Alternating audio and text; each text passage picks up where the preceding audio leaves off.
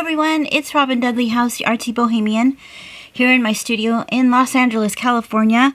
I'm really excited because today was one of those days where I knew I had to make a YouTube video.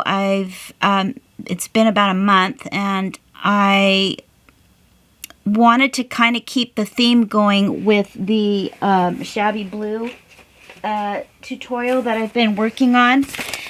And so I was trying to figure out something innovative and new, and what I wound up doing is making a bunch of ephemera and fodder and things that could go into a journal, not necessarily cohesive. And so I started looking through my Somerset Studio, one of my Somerset Studio magazines, and I remember whenever I buy a magazine, I buy it because I usually like more than one project. And that one project is from a gal named, her Instagram is Mixed Media Magpie, and I'm just like, this is something I've been wanting to do for a long time, just make a journal that I can actually do artwork in. I love junk journals, but they're a different thing for me as far as art. And this one I want to make collages similar to this. So if you have this issue, you can follow along with me. It's very possible that it will be a part of my Shabby Blue series, but I just love this. And if you follow her on Instagram, you can see more of her work. So I thought what I would do is I would use paper from packaging, from boxes. You know, the big old pieces of paper that you get and you just toss. I've always wanted to make something with them, and I kind of stained it already. So what I'm going to do is I'm going to cut it into about 8.5 by 11 sheets or something similar to that, and I'll be able to fold them in half, and it'll be a nice size, not too big, not too small, so that I can do my artwork in them and play around and paint and do mixed media. And so on that note, I'm going to be cutting that up, and I'll show you what it looks like when I finish it. And I want to kind of make it a theme, which is kind of doing the same thing that she does, where she takes a focal and does a collage around it. But I love paper dolls, and I noticed on her Instagram that she did a whole thing on paper dolls because she had taken a class with another artist that I'm currently just found. Her name's Leaca. It's like L-E-A-C-A, I believe. I'll try to find out her actual last name. And she has a class on paper dolls. And when some of you may know that I have a monthly membership for people who love Halloween. So we did a series of paper dolls for one of our journals that we're working on. It's actually a lap book. And I thought, well, wouldn't that be fun to kind of include these funky type of paper dolls? And I was also inspired by another artist that I saw in another Somerset Studio magazine. So I might be adding things like this to the journal. I'd love for you guys to come along and work on one. And we made an envelope for the dolls to go in, and this will eventually go into our lap book that we're making, which I will show you when it's done. It's taking quite a while to make. And so what I've been working on is Treasure Books did a tutorial that was so cool. She said it was an accident because she was trying to make some stuff on some ATC cards on playing cards, and they just peeled off. And then she thought it looked so cool that she started doing this thing where she took an image from some kind of thin paper, whether it's tissue paper, like for wrapping, or napkins, or she stamped on some tissue paper. So I was like, well, what if I did those things and then added to them and was experimenting. So that's kind of what I've been doing all day. And it's so satisfying to have these things done when, you know, you're done with them, because it takes a little bit of time for them to dry, but it's basically just tissue paper or napkins with tea bags. So you can, I'm pretty sure a lot of you know who she is, but I'll leave a link down below. So I was really inspired by that, and I was thinking I would do something for the journal, for the Shabby Blue series, but I kept working with all these other things, and so I'm thinking I'll probably use these in the new journal. If you want me to show you how I did it, it's not different from what she did. I did use a couple of things that were a little bit different than hers. I actually used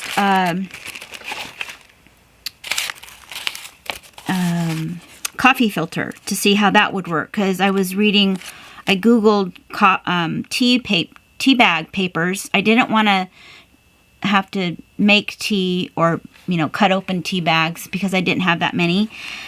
And it turns out that coffee filters are similar, but they're really not. They're thicker and they're not as see-through. So this is a coffee filter. It worked fairly well on some tissue paper that I had that was white with pink little roses on it. This one didn't work so great. It stuck to the parchment paper, but I still like it. This is from a book that a friend of mine, hi Kim, if you're watching, who she gave me this book that has all this handwritten text in it from, I believe it was some kind of lawyer. And I've been hoarding it because it's so cool, but it's super thin. And look at how cool that looks. This wasn't the technique that she showed. It's just, you know, a paper napkin collaged onto the paper, but I love that. So I was thinking that would be cool to add to the art book. And this is what it looks like with a tea bag over it. But like I said, it wasn't coming off of the parchment paper for whatever reason. And then these are just little bits that I had done with napkins. And so when you put it on a white background, the text shows through, and you can see how it shows through even more if you have more space around it, and once it's glued down. I'm tending to like these shinier ones because I practiced doing the technique on 3 surfaces. One was a cereal liner like she uses. The other one was this one that I just showed you, was the just a piece of plastic. This was just a leftover piece of plastic. I like this because it makes everything shiny on the other side because of the glue, because you're using watered down glue. And so that's kind of cool. So these will be, I can use all of these pieces for a journal. See how cool that is? You can make it, and then it could be a focal point for your next journal cover, or you can make them into pockets. These are all just that was a napkin. This was some wrapping paper that I've had for a long time. I don't know why, but there's like white spots on it. I don't know what I did wrong on it, and the tea bags I had were super dark, so it was kind of hard to see the images. So maybe I can just use tea bags that aren't used. I just love it though. It was fun. So it's a fun technique. It takes some time because you have to wait, you know, for the glue to dry. But I put everything on top of my my gas stove, and it dried fairly quick. And then I was practicing with masking tape on some parchment paper with some alcohol inks, and then just little bits of collage and gluing little tiny pieces of see-through papers, similar to the napkins and stuff that I was using. Because when you're doing this, you'll have little tiny bits of napkins, you know, that are torn. And I know it sounds silly, but I keep them, and they actually work really well for a tiny little, you know, strip of tape. So that will be kind of fun to use, and I can, you know, tear that off and use it for the journal. And then the next thing I'm probably going to use in this journal that I'm making out of that packaging paper are these really cool envelopes that, again, my friend Kim gave me from Pacific Bell. They're super cool, like file folders, but they're out of paper. And then this one is also from Pacific Bell. How cool is that? So what I did with this is I just dyed everything with my own alcohol ink that I made with some alcohol, rubbing alcohol and some walnut ink. And then I kind of did the fresco with the, I did some chalk paint on here. And so I'm thinking it'd be kind of a fun addition to the journal.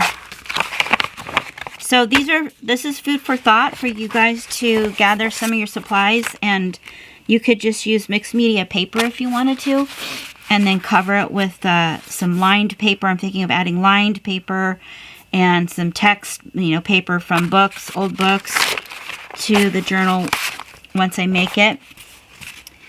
And then here's another paper doll that I had started, and this is a rub-on. Isn't that pretty? That I just attached to a dictionary page. So isn't that cute? So that's what I'm going to be doing, and when I come back, I'll have the foundation of the book, and you can see what I did. Here's the book, or the pages for the book, and it's not exactly 8.5 by 11. I kind of had to cut it according to how the paper wrap was. So I folded it because, I don't know if you know what I'm talking about, but it's those big, long snakes of brown craft paper that come in packaging sometimes, and they're huge. So I had to, fold it down so I could cut it, on my cutter or even with my scissors. So that's kind of how I measured how to do it. And so they're not all the same size, but the basic size is like this, and it's 11.5 almost by 7.5, so it's a little bit smaller, but that's okay. And then what I did was I glued some writing paper onto some parts of it, on some of the papers, because it's kind of thin, because I'm planning to use this as an art journal where I'm going to paint in it. And you could make it out of completely all of like a watercolor paper. It's a thicker paper, cold press or hot press. I used the parchment paper that I love using when I dye my papers, and I like that look. It's got a grungy look with the coffee on it. This is some hot press cardstock, watercolor. And these, so what I'm going to do with these pieces is I'm going to sew around them and make pockets, like maybe here and then have a pocket here. I'm going to sew a lot of the pages before I glue or bind everything together. Here's some more hot press hot press watercolor paper. And then just more of here's another pocket. Some of them have already stains on them because I used them to stain those envelopes, which I'm not sure I'm going to use or not. I don't know what I'm going to use for the cover. So there's 1, 2, 3, 4, 5, 6, kind of, 7, 8, 9, 10, 11, 12, 13, because I glued this to the paper here, 14, 15, 16. So anywhere between 15 to 20 pages will be a nice booklet to work with. And like I said, I'm not sure if I'm going to use the envelopes that I painted already as a cover, or if I'm going to use some heavy-duty kind of watercolor paper. So, but what I'm going to do now is I'm going to go sew all the pages that I want to sew just for decoration, and then we'll bind it. I sewed a lot of the pieces just on the edges. I did haphazard sewing on many pieces. This is something I'm adding as a last minute piece. This is something I've been saving for way too long. I think it's from Somerset Studio. You know how they have their inserts for papers, and it's a piece of vellum, and it's so pretty, so I'm going to put that in there. This is completely optional. I just love the way sewing looks on paper.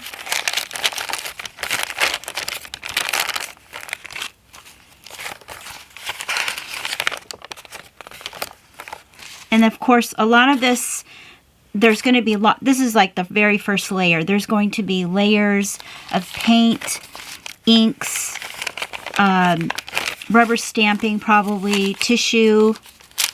So I'm going to be doing lots of layers on these pieces. And, you know, the sewing will still show through. It's just one of many layers. And I love the tails of the threads hanging off, so I'm leaving those on there. These were stuck together, so I kind of had to... Here's the one with the pocket. I made 2 of them like that. I'm really excited. I haven't been this excited to make a journal for a long time, just because it'll give me a place to actually do journaling, you know, painting, and try to do a daily practice. And if I accomplish that, I will definitely share that with you here on YouTube. These are covers I made quite a while ago, and it's the same thing I did with those envelopes, but they're a little bit too big or too small. I don't want to cut them. I just kind of want them to fit, and I forgot that I had these. So it's basically the same technique. Coffee dyeing the whole thing, because these were white. I did do, I don't know if you can see, a collage underneath. And again, this is all the layering. And then gesso on top of that. And after it dried, I painted Frida on this one. And then I did this gal on this one here. So I'm not sure which one I'm going to use. Probably going to use Frida.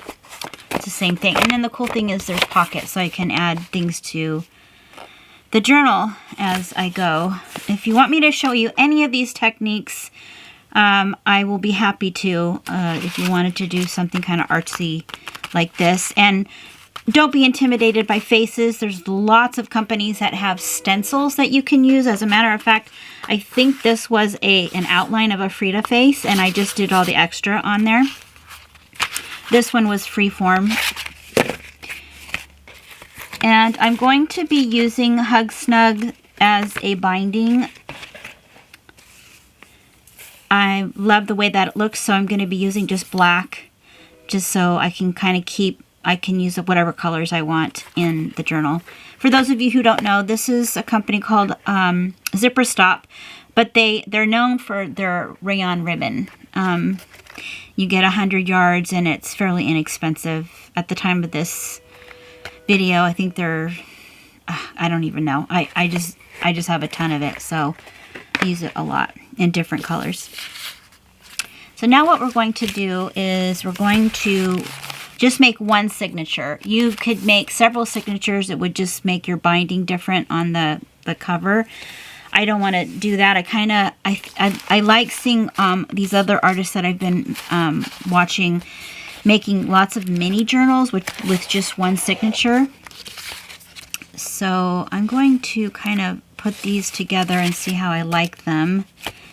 And then I'll come back and show you how they're all layered. Here are the pages. I'll just go through them again quickly. This is a vellum page. This is the watercolor paper that's been glued to some craft paper. Craft paper, parchment. And this is for those of you who want to do what I'm doing similarly. Craft paper that has a pocket. Craft paper that I sewed to some writing paper and glued, I should say. Craft paper, parchment paper that has sewing on it.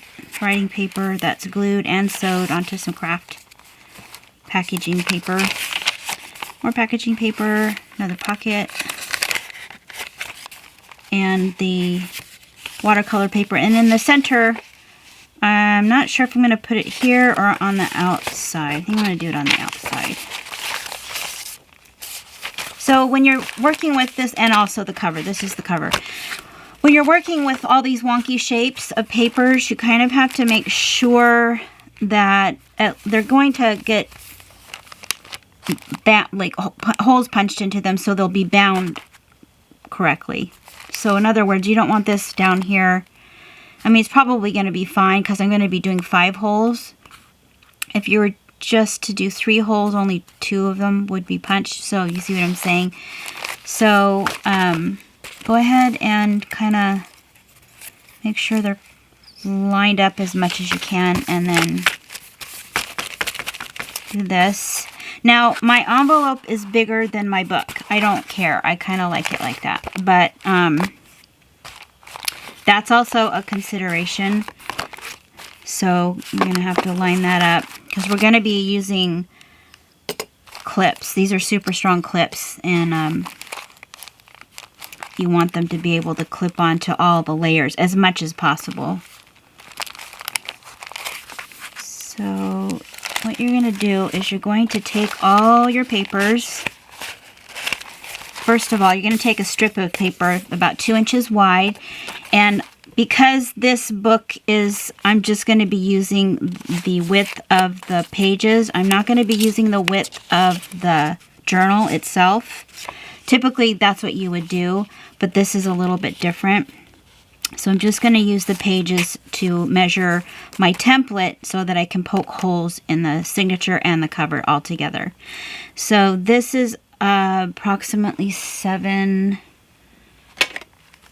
inches by 2, I think. 7, almost, actually it's 8. So it's 8 inches by 2 inches, the template, and it's just whatever scrap paper you have. Then you're going to take this and fold it in half, because this is going to go in the center here. And then you're going to fold that in half, because that'll give you a good center to know where to punch your first hole. So you can take a 1/16 inch hole punch and punch your first hole there, or a needle. So I'm going to do this. Then I'm going to do 5 holes, and I'm going to just kind of eyeball it here.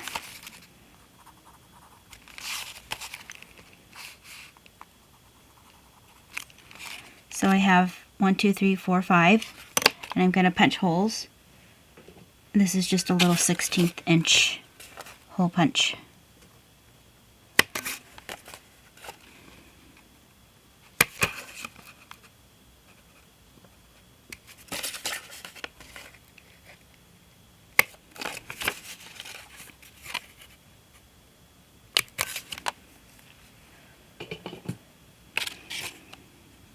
What I'm going to do is I'm going to make sure that this is creased exactly in the middle, because it's really hard to see, and mark it where it's centered, just so it won't be too wonky.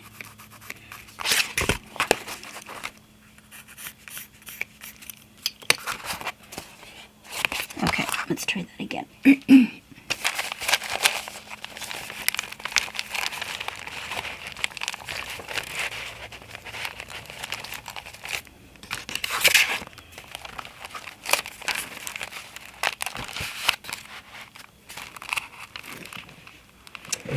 Just stand up so I can see this.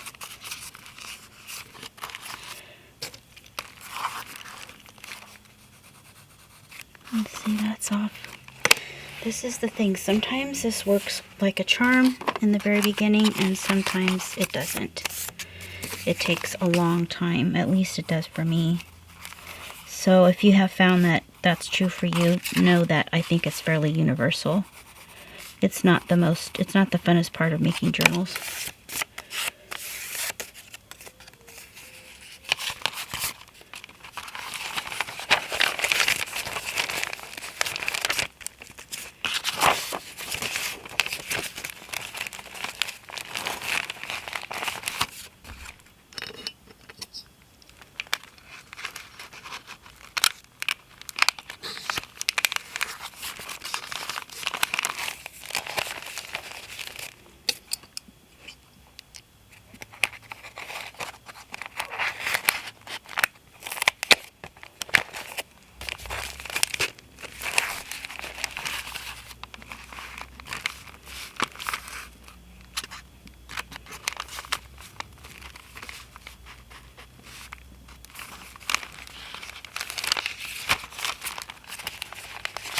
Okay, this is not a good idea to have this smaller piece. It keeps moving around, so I'm going to put it in the center.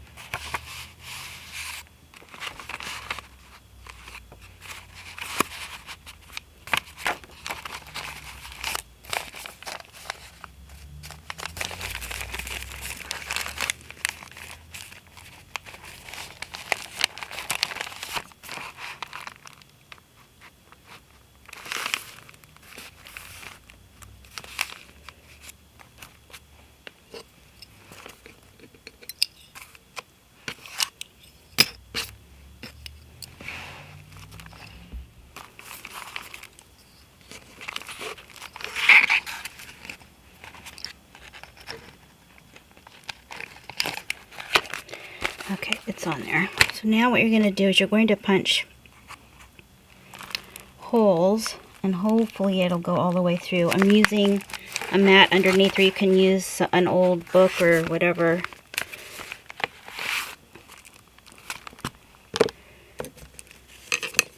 going to punch a hole with this needle. And just look, and it's pretty centered. So that's the first one. Sometimes these awls are really fat on the top and it kind of makes too big of a hole, so that's why I went in with a smaller needle. This is just to get the initial hole. If you have a Japanese hole punch, you can use that. You can kind of feel where it's going there. So yeah, that's working out pretty good so far.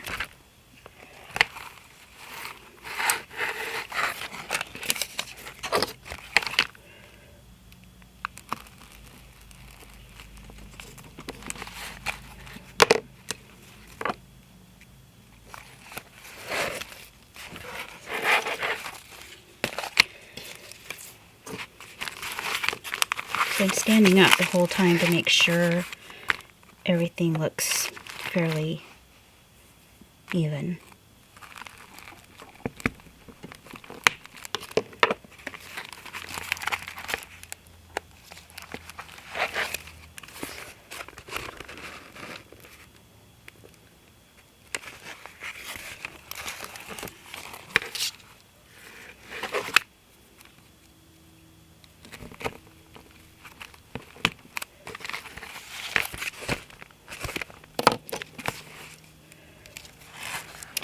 Alright, so what I'm going to do is I am going to start on the outside, because I know that I want a bow or maybe even a tassel on this side. So wherever you want it to end up at the very end when you've done binding it all is where you're going to start for this particular binding. So I think what I'm going to do is I'm going to start at the top on the outside, and I'll show you the weaving technique that I'm going to do. If you were just using some other kind of twine and you don't care what the outside looks like, you want to just keep the binding on the inside, then you would start on the inside and you would just knot it off there.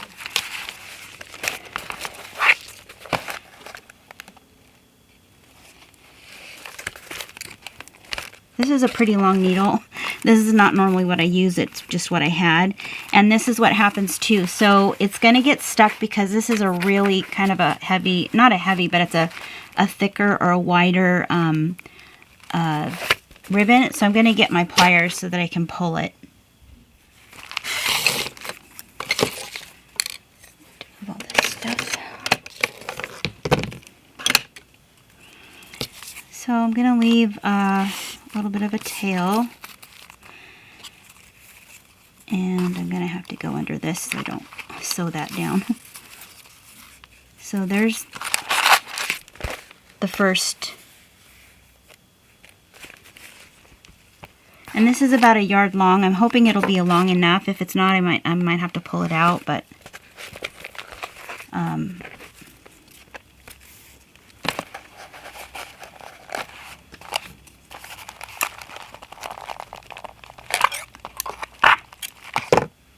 went ahead and made the holes bigger. I normally don't like making them big because I normally use like a waxed cord, but this was a little bit much. I didn't want it to tear the paper, so I used the full width of the awl to make these larger holes.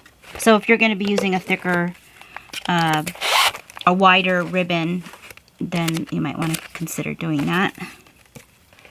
So this goes through a lot easier. So when you're doing this, just kind of pull it from side to side.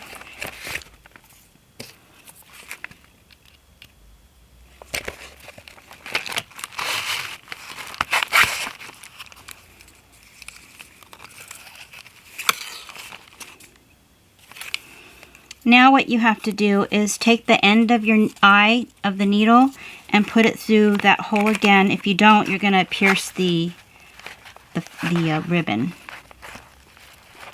And just make sure it's not going to be piercing it on the other side.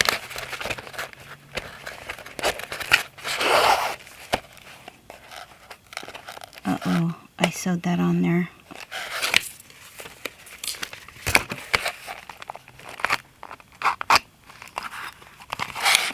Alright, I had to undo just that one last part. So, those are the things that happen in real time. Okay, so let's try that again. I'm going to go, so I'm taking the needle, the eye of the needle, and putting it through. And making sure that I don't shred my ribbon. Phew, worked. Okay, same thing. I'm going to go back through this hole. This is in the center. The eye of the needle.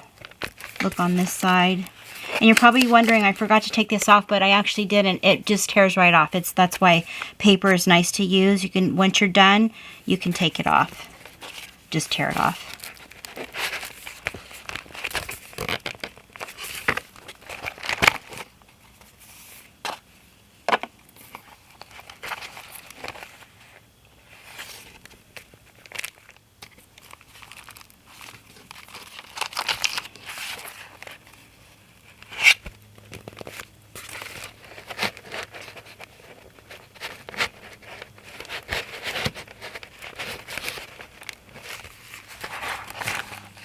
So I'm actually going to try to do this with the point of the needle and not pierce the fabric, the ribbon. Just seems to be what you might have to do sometimes. Just as long as you don't. I'm going to take this off now because everything's pretty much together.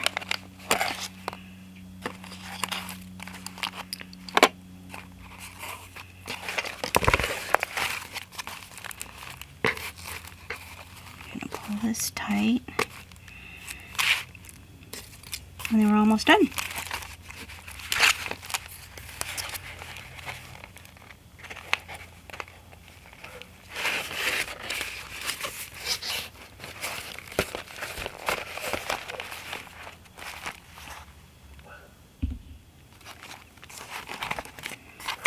So a yard was plenty of ribbon. And I'm just going to tie it here. Isn't that cool? It really is worth it. Sometimes it's frustrating. Sometimes it works like a breeze when you bind your journal. And sometimes, oh my gosh, I start cussing. And it's so satisfying though. Oh my gosh, I just love it. So I could have made this part a little bit longer, but I wasn't really sure how much I needed. But that's okay because I'm probably going to wind up putting beads and dangles and stuff on here. I like doing that. I know that bothers some people, but so I'm just going to tie it in a bow for right now because I might change my mind and do something different.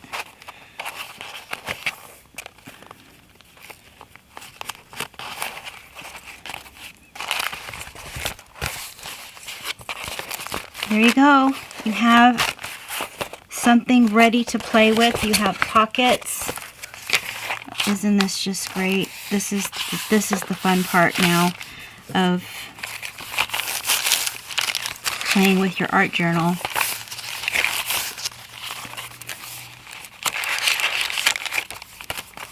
And then this just rips right out.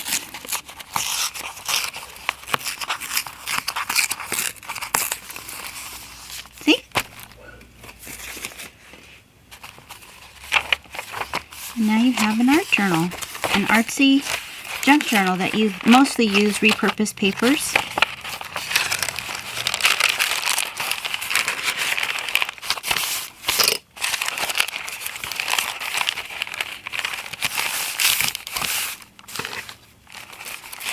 So now I'm going to paint a couple pages, and I hope you follow me on this journey of making a artsy junk journal.